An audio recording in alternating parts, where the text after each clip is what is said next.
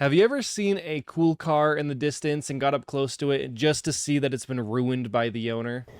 My disappointment is immeasurable, and my day is ruined. A lot of cars fall under this curse, so let's go over them and talk about them. Also, if you don't subscribe to the channel, then you're one of these owners. What does a 350Z and someone who winds up at a Diddy party have in common?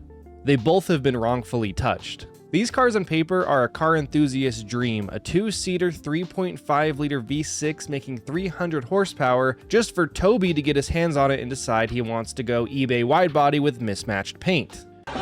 Dare you hideous creature, get off my planet!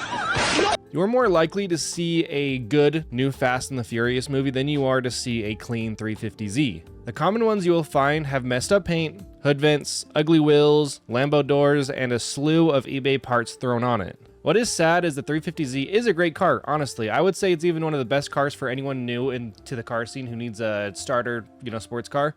And they're just kind of ruined by their owners, which is unfortunate, but that does mean that the price of them goes pretty high if it's actually a clean one. Next is the I know what I have final boss. The 240SX was a cool, clean car until the owners got together and had a meeting and decided they're going to sell their broken down, rusty ones for $15,000. Huh? When done right, these cars look amazing, but the problem is when you have 20 people who have different visions of what that final goal looks like, and they all kind of share that. At least one of the 20 owners has drifted the car, so you're not only fighting body panel issues, but you're also fighting frame damage as well. If you have a 240SX and it's pretty clean, please don't ruin it. Don't become one of these statistics because they're so hard to find. So if you have one, please keep it clean. We can't talk about bad owners if we don't talk about the Subaru WRX.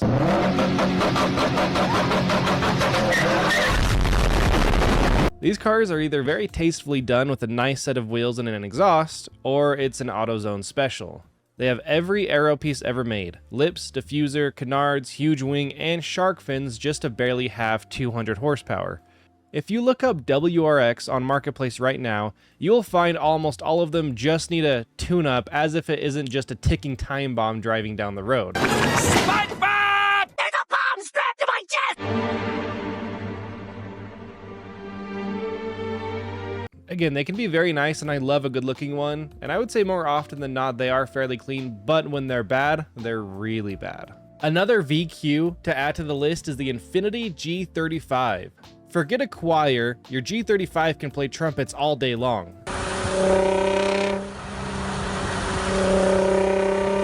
Just like the 350Z, this car is a more affordable car with very poor quality parts on the market, which together make a very bad mix. These cars are so abused, they should be put into child protective care.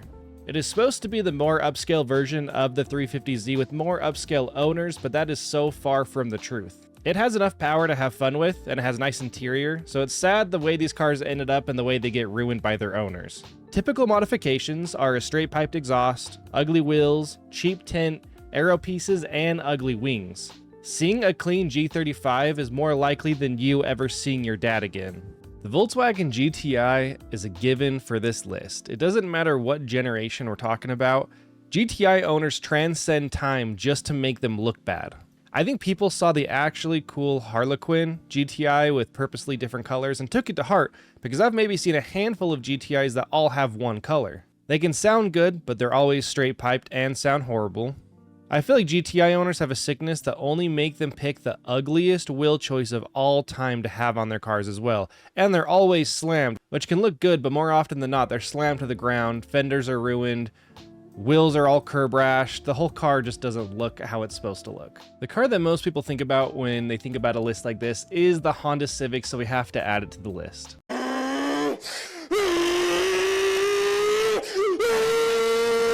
I don't know what it is about the Civic, maybe it's the affordable price or the fact that it's a Honda, but the owners make it their life mission to ruin these cars. First thing they do is add the biggest, ugliest exhaust and follow that up with eBay headlights and taillights. Then they spray it with salt water and just let it sit around so that it can just rust and fall apart.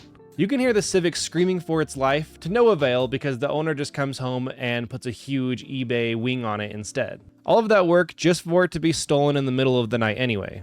I love a good Civic. It makes me really sad to see the state that many of them are in because when they're done right, again, they can look really good, just more often than not, they are very ruined.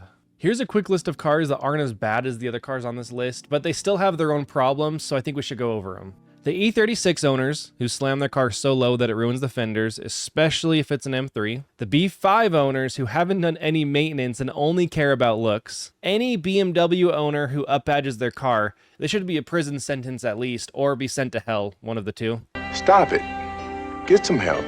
BRZ owners who go cheap wide body kits or ugly wheels or both. Challenger owners who think they own a Hellcat and rev everywhere they go. This also applies to V6 Mustangs. And lastly, those who put cheap parts on their Miata. How can you ruin a car that looks like this? Let me know down below if there's any cars that I missed, or if you have any stories of any of these cars on this list. It's meant to have fun, don't take this list too serious, but yeah, thanks for watching.